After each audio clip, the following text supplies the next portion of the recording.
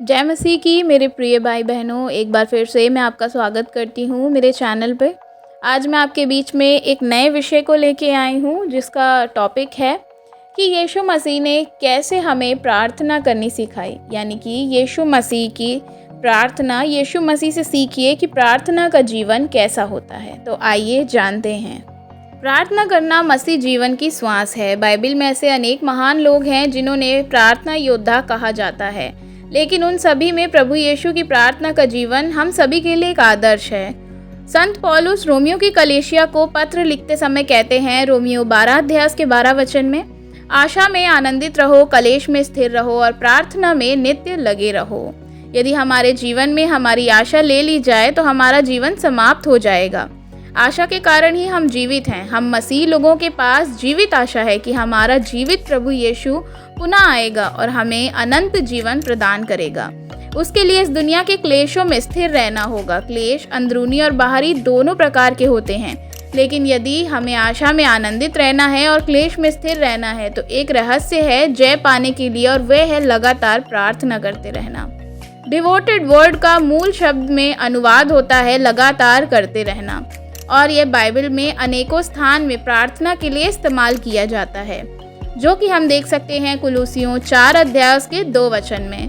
प्रार्थना में लगे रहो। लूका ने 9 बार यीशु मसीह की प्रार्थना का जिक्र किया है। आइए जानेंगे, यीशु मसीह के जीवन से सीखेंगे कि प्रार्थना का क्या रहस्य है। प्रभु यीशु मसीह के जीवन में सेवा के प्रारंभ से क्रूस की मृत्यु तक हम लगातार प्रार्थना को देखते हैं। आज हम लूका रचित सुसमाचार में यीशु के जीवन की प्रार्थना के विषय में सीखें और देखेंगे। प्रभु यीशु मानव रूप में स्वयं परमेश्वर थे। उन्होंने हम मानव जाति को प्रार्थना करने का आदर्श प्रदान किया। यीशु मसीह के पास प्रार्थना करने का अनुशासन था, जो कि हम देख सकते हैं लूका 22 अध्याय उसका 29 वचन में। उनकी रीति थी प्रार्थना करना, प्रभु की रीति थी, एक नियम था। हम केवल विपत्ति में प्रार्थना करते हैं। जब समस्या या विपत्ति सामने है, क्या हमारे अंदर उसके साथ समय बिताने की भूख है? यदि हम प्रार्थना के प्रति प्रेम है, जिज्ञासा है, भूख और प्यास है, तो हम एक प्रार्थना का अनुशासन अवश्य बनाएंगे और एक रीति बनाएंगे। जैसे बाकी अन्य अति आवश्यक कार्यों के लिए हम एक निश्चित समय निकालते हैं। यीशु मसीह के पास प्रार्थना करने का एक निश्चित स्थान था, जो कि हम देख सकते हैं लूका 5 अध्याय उसका 11 वचन, 6 अध्याय उसका 12 वचन, 9 अध्याय उसका 28 वचन और 11 अध्याय उसका 1 वचन। यीशु भीड़ से दूर जाकर प्रार्थना करते थे। हम सभी भीड़ में रहना चाहते हैं, भीड़ की ओर आना चाहते हैं, लेकिन प्रभु भीड़ से दूर जाकर अपने चेलों से भी थोड़ी दूर जाकर प्रार्थना करते थे। अपनी बढ़ती हुई प्रसिद्ध और व्यस्तता के बीच में यीशु प्रार्थना के लिए अलग जाते थे, जो कि हम देख सकते हैं लूका 5 अध्याय के 16 वचन में। यीशु जंगल में अलग जाकर प्रार्थना करते थे। यीशु मसीह महत्वपूर्ण निर्णय लेने से पहले लंबी प्रार्थनाएं किया करते थे। सेवा करने से पहले 40 दिन की उन्होंने प्रार्थना करी। चेलों को चुनने से पहले पूरी रात प्रार्थना करी। क्रूस पर जाने से पहले गतसमनी बाग में लंबी प्रार्थना करी। कई जिंदगी के बड़े कठिन निर्णय को लेने से पहले क्या हम यीशु के इस नमूने को इस्तेमाल करते हैं? यीशु मसीह ने व्यक्तिगत जीवन में प्रार्थना किया, चेलों के साथ भी और अकेले भी। चेलों के साथ छोटी प्रार्थना, अकेले में लंबी प्रार्थना।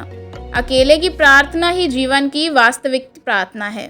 यीशु मसीह ने जब प्रार्थना की तो क्या हुआ, और जब आप और हम प्रार्थना करते हैं तो क्या हो सकता है, आइए देखते हैं। सबसे पहला, आकाश खुल गया। दूसरा, पवित्र आत्मा उतरा। और तीसरा, आकाशवाणी हुई कि मैं इससे प्रसन्न हूँ। क्या आपको लगता है इन 3 बातों की आपको भी आवश्यकता है? आपको लगता है आपके जीवन के इस दौर में आसमान की आशीषों का खुलना है?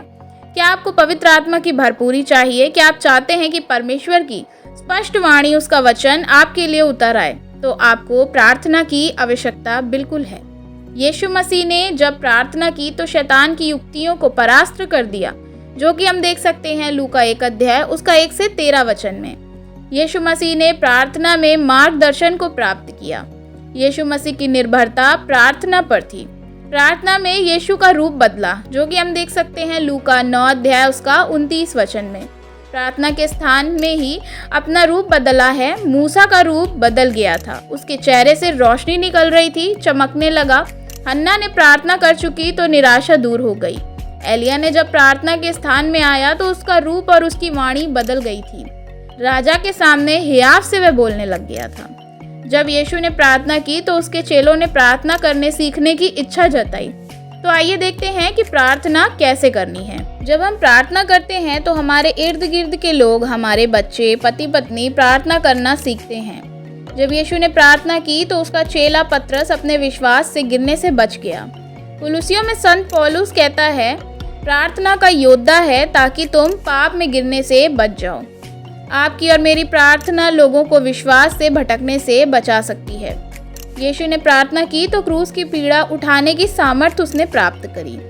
परीक्षा की घड़ी में सोने वाले चेले तो भाग खड़े हुए, लेकिन प्रार्थना करने वाला यीशु परीक्षा में भी खड़ा रहा। किसको प्रार्थना करनी चाहिए? आइए जानते हैं। जो अपने प्रभु के साथ रिश्ते को लेकर गंभीर है, जो प्रभु की आज्ञा को पूरी करने के प्रति गंभीर है, जो अपनी दौड़ को ठीक रीति से पूरा करना चाहता है। आशा करती हूँ कि इन वचनों के द्वारा परमेश्वर आपको आशीष देंगे और आप भी आज से अपनी प्रार्थनाओं को दोबारा शुरू करेंगे। Praise the Lord.